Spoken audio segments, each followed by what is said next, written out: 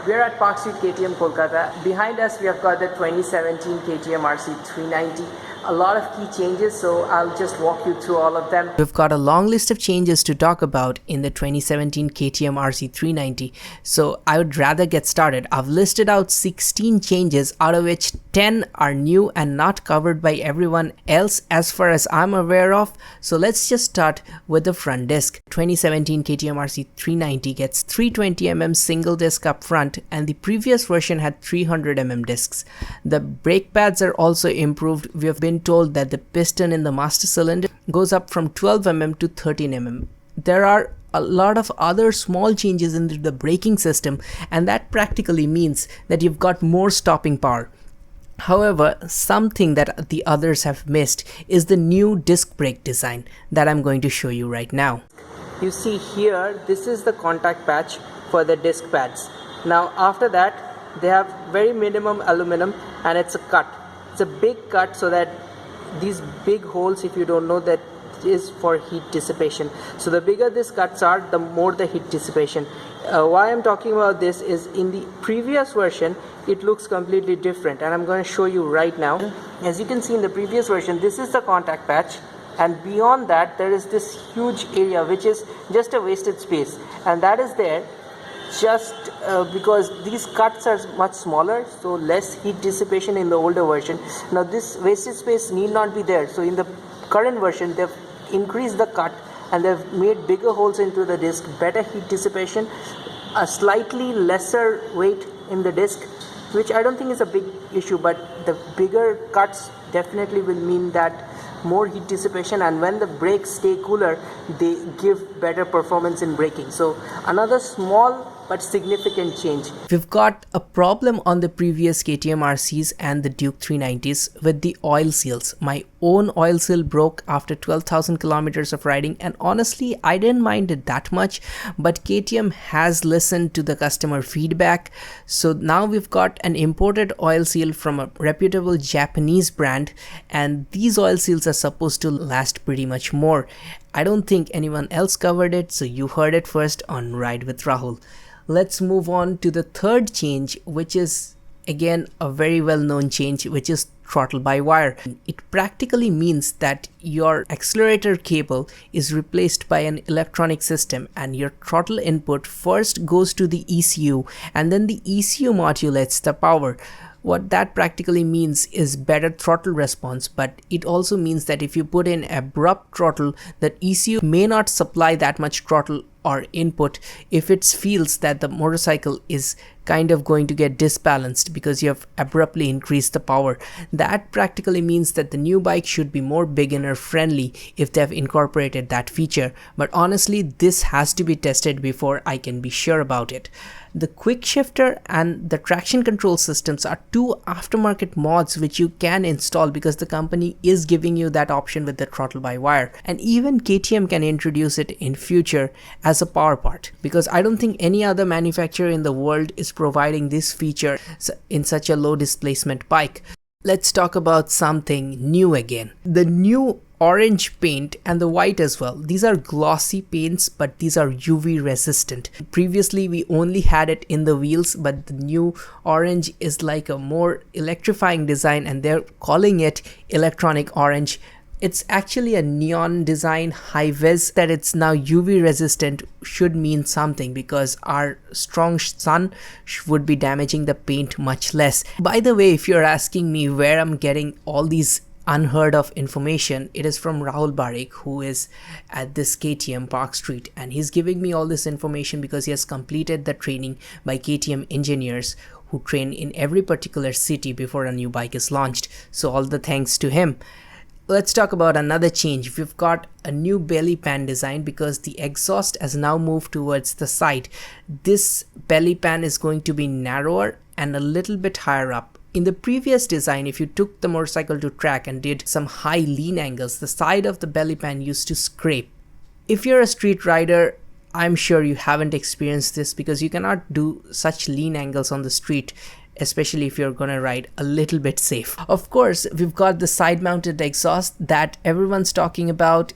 It's there for the reason of Euro 4 emission norms, but Rahul tells me here that actually the Euro 4 emissions were being met by the old exhaust as well, but the Euro 4 sound norms were not being met. So this new big exhaust is actually there to reduce the sound, and it does increase the curb weight by 7 kgs, which should have a small impact on the performance. And it also moves the CG away from the center, and it moves the CG a little bit higher up, which is a design disadvantage, to be honest.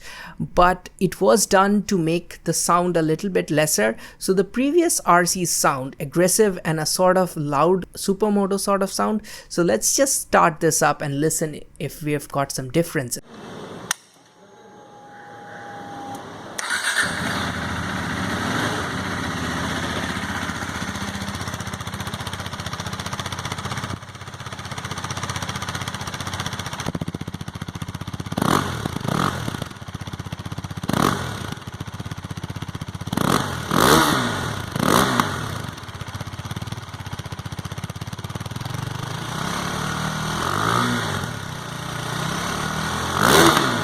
Now, as this is a test indoors, we cannot be sure, but I definitely felt that the new design has a sort of more bassy sound. It doesn't have that previous pop in the exhaust. Again, we cannot be sure, but I definitely think it sounds better and it sounds a little bit smoother. The idling is a little lower than the previous version. And the new thing that I want to talk about is about the rear shock absorbers. Previous design had the gas canister and the oil canister in the same way. In the new design, it has been separated. Let's find out why. It's that now the new rear suspension has oil and gas canisters separated. The reason of this is because of the new exhaust. The pipe is very close to the exhaust, so that's going to heat up the oil canister, and that's going to affect the performance of the rear suspension. So they've separated it. It's all internal, so I cannot show you, but I can show you with the old bike what the difference is. You see, in the old bike there is a plastic casing here, so the suspension doesn't take the heat from this overheated pipe. This pipe, as you know, if you have ever touched it, you have burnt your fingers. So that is one of the dangerous parts on a motorcycle. Well, entire motorcycles are dangerous in a way, but that used to have that covering, so the oil canister could be more close to it. Now, because that part, that plastic casing, is removed in the new design, they have had to do this modification just to keep the motorcycle safe and the performance is constant even on longer rides. Another thing that people are talking about is the new tire ratings. This is H versus the previous version, which was the W. Now the Metzeler W rated tires are actually for 250 kilometers top speed, which is way beyond the capabilities of an RC390 or a Duke 390. The new H types are rated for around 180 to 200 kilometers. It is definitely going to be enough for the RC390 and the Duke 390.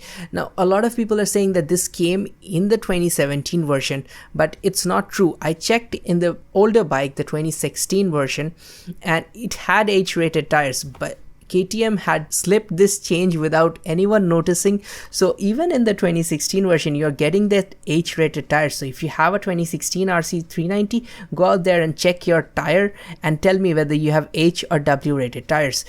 Practically no one has had any complaints about this. Plus these tires are cheaper. I was checking in Amazon, a set costs you 13,000 rupees, whereas a set of W rated tires on the Metzeler Sportec M5s costed me around 17,000 rupees. So this is a win-win situation for most people who were even switching to Michelin's because of the higher tire cost. So it's good to see that Metzeler's and KTM has provided you that option so that you can stay within the safe Metzeler tires and spend a little less. We have to talk about something new, as I promised. You've got an ECU upgrade, which has been a transport mode. Once you put this motorcycle in transport mode, even if you have the keys, you won't be able to turn on the bike. This is a safety feature. If you're going to ship your bike somewhere, even if you hand them over the key, they cannot start it up until and unless they sync it with the laptop and unlock the bike. I think KTM can even introduce a power part, a security system, which will be very hard to hack.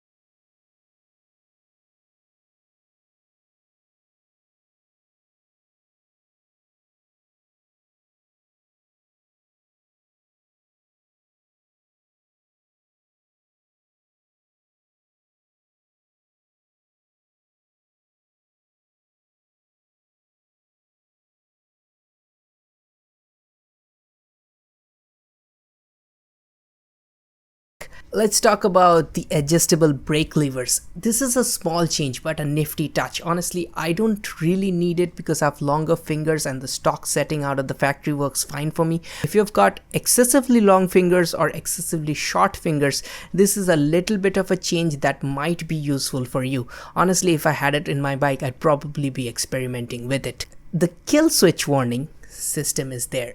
The KTM console was always advanced, but right now if your kill switch is off, on the main screen it will show you that kill switch is off. Finally, I want to talk about the slipper clutch on this bike.